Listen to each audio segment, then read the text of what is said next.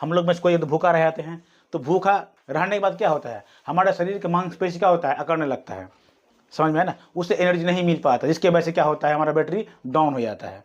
तो आप बोलेंगे कुछ तो बोलने पर हंसेंगे तो हंसा नहीं जाएगा, तो अजीब तरह का फीलिंग्स होने लगता है। तब क्या करते हैं हम लोग, खाना खाते हैं ना, तो खाना जैसे ही खाते हैं तो हमारे शरीर को क्या मिल जाता है, पोषक तत्व मिल जाता है। तो पोषक तत्व के रूप में कौन कौन सा चीज़ होता है, तो हमारे भोजन में मुख्य पोषक जो होता है वो कार्बोहाइड्रेट होता है। कार्बोहाइड्रेट से हमारे शरीर में क्या मिलता है बताए कोई, ऊर्जा प्राप्त होती है, हमारे शरीर में ऊर्जा प्राप्त होती है कार्बोहाइड्रेट से। प्रोटीन, आपको यही बताए थे कि प्रोटीन जो होता है ये बॉडी को है ना मेंटेनेंस करने का काम करता है, जो आवश्यक घटक होता है बॉडी को। उसके बाद वसा क्या होता है, हमारे शरीर में क्या होगा कि बॉडी को चिकनापन, लाइटिंग करता है, समझ में है ना।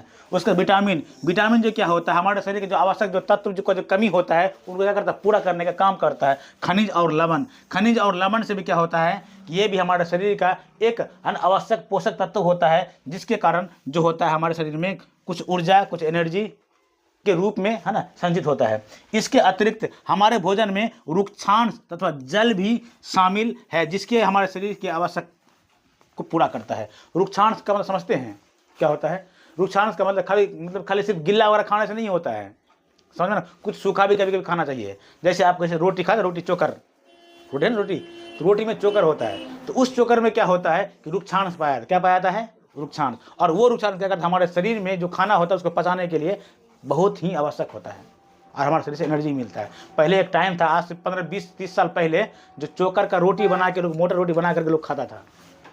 पहले आटा से छान लिया, छानने के बाद क्या होगा, उसका जो चोकर मिला था ना, मम्मी पापा पूछना बता देगा कौन ज़माना था। उस चोकर को रखता, फिर मोटर रोटी, उसको हल्का सा आटा मिला करके सानने के बाद उस चोकर रोटी से खाता था, उसी से शरीर में एनर्जी मिलता था।